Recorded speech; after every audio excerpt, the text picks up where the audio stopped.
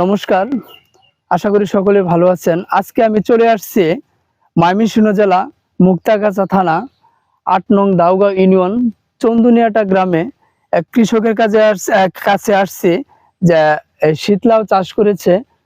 শীতলাউ চাষ করেছে ১.৫ মাস যাবত। এখন লাউ ধরতেছে, দেখেন লাউ আসছে গাছের ভিতরে, দেখেন লাউ পর্যাপ্ত পরিমাণ লাউ আসছে। আমি আজকে কৃষকের কাছে জানবো যে ১-১.৫ মাসে এই পর্যন্ত আসা পর্যন্ত যে কয় টাকা খরচ হলো, কয়টা লেবার গেছে, এখন পর্যন্ত কয়টা বিক্রি করেছে শীতলাউ। এই দেখেন লাউ কিন্তু পর্যাপ্ত পরিমাণ হয়েছে, কিন্তু এখন পর্যন্ত কয়টা বিক্রি করা হলো বা কয় টাকা পেলো বা কয় টাকা খরচ হলো কৃষকের কাছ থেকে জানার আমি চেষ্টা করব।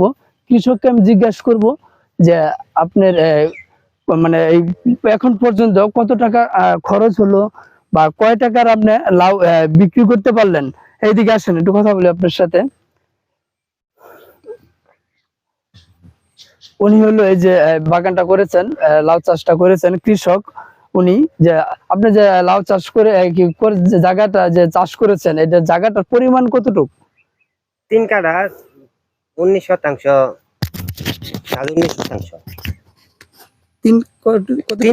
জমিন হলো 3 কাঠা, শতাংশ হলো 19.5%। 3 কাঠা জমিন 19.5%। এখানে আপনার এখন পর্যন্ত কি পরিমাণ খরচ হয়েছে?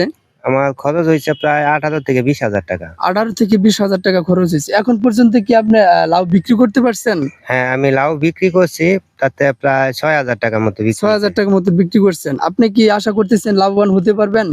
তবে এই চালানে লাভবান হইতাম না, কিন্তু এখন আবার নতুন করে লাউ গাছ লাগামু। তবে আগামীতে আর কি লাভবান হবো, কারণ আগামীতে কোনো কামলা লেবার কোনো কিছু লাগবে না।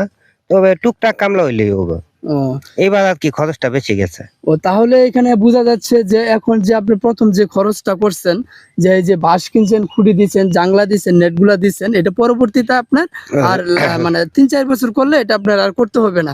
যেমন এখন 20,000 টাকা খরচ হচ্ছে, পরবর্তী 20,000 টাকা খরচ হবে না, বরং 2 থেকে 3,000 টাকা খরচ হবে, বেশি খরচ হবে না। হ্যাঁ, এরকম খরচ হবে।